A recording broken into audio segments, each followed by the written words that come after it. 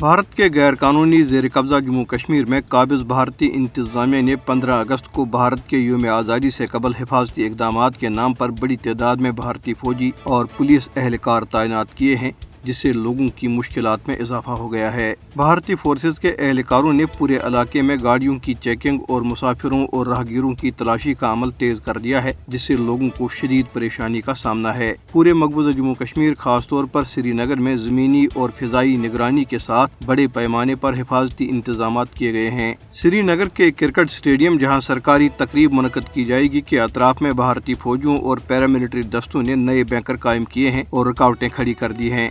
بھارتی فوجیوں اور پولیس اہلکاروں نے گزشتہ چند دنوں میں گھروں پر چھاپوں اور تلاشی کی کارروائیوں کے دوران درجنوں نوجوانوں کو گرفتار کیا۔ نریندر مودی کی زیر قیادت بھارتی حکومت نے مقبوضہ جموں کشمیر کو بھارتی رنگ میں رنگنے کے لیے اپنے مضموم عزائم کے تحت مقبوضہ جموں کشمیر کے تمام لوگوں سے کہا ہے کہ وہ 15 اگست کو اپنے گھروں پر بھارتی جھنڈا لہرائیں۔ کل جماعتی حریت کانفرنس نے کہا ہے کہ کشمیریوں کے لیے 14 اگست یوم تشکر جبکہ 15 اگست یوم سیاہ ہے۔ پاکستان کشمیریوں کا محسن اور سفیر ہے، جبکہ بھارت ایک جابر اور سامراجی ریاست ہے جس نے فوجی طاقت کے بل پر جموں کشمیر پر قبضہ جما رکھا ہے۔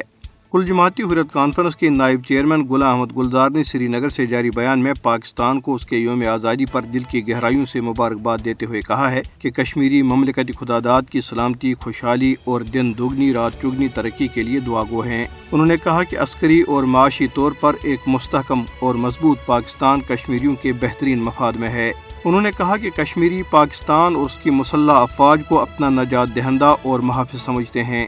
غلام احمد گلزار نے بھارتی یوم آزادی کو کشمیریوں کے لیے یوم سیاہ قرار دیتے ہوئے کشمیریوں سے اپیل کی ہے کہ وہ اس روز مکمل ہڑتال کریں۔ انہوں نے کہا کہ اس روز آزاد جموں کشمیر، پاکستان اور دنیا کے مختلف ملکوں میں بھارت مخالف مظاہروں اور ریلیوں کا انعقاد کیا جائے گا۔ ادھر مقبوضہ جموں کشمیر کے مختلف علاقوں میں پوسٹر بھی چسپاں کیے گئے ہیں جن میں پاکستانی عوام اور حکومت کو ان کے یوم آزادی کی مبارکباد دی گئی ہے۔ ڈیموکریٹک یوتھ فورم کی طرف سے سری نگر اور دیگر مقامات پر چسپاں پوسٹروں میں قائد اعظم علامہ اقبال اور army chief general Syed Asim Munir کی تصاویر موجود ہیں۔ بھارتی paramilitary central reserve police force کے ایک اہلکار نے ضلع پلوامہ کے علاقے سیل اونتی پورہ میں اپنی سروس رائفل سے گولی مار کر خودکشی کر لی۔ اس واقعے سے جنوری 2007 سے مقبوضہ علاقے میں خودکشی کرنے والے بھارتی فوجیوں اور پولیس اہلکاروں کی تعداد 576 ہو گئی۔ ادھر ورلڈ کشمیر اویئرنیس فورم کے سیکرٹری جنرل ڈاکٹر غلام نبی فائی نے واشنگٹن سے جاری ایک بیان میں کہا ہے کہ کشمیری 13 اگست 1948 کو منظور کی گئی قرارداد سمیت اقوام متحدہ کی قراردادوں پر عمل درآمد کا مطالبہ کر رہے ہیں، جن میں جموں کشمیر میں استصواب رائے کے ذریعے تنازع کشمیر کے حل پر زور دیا گیا ہے۔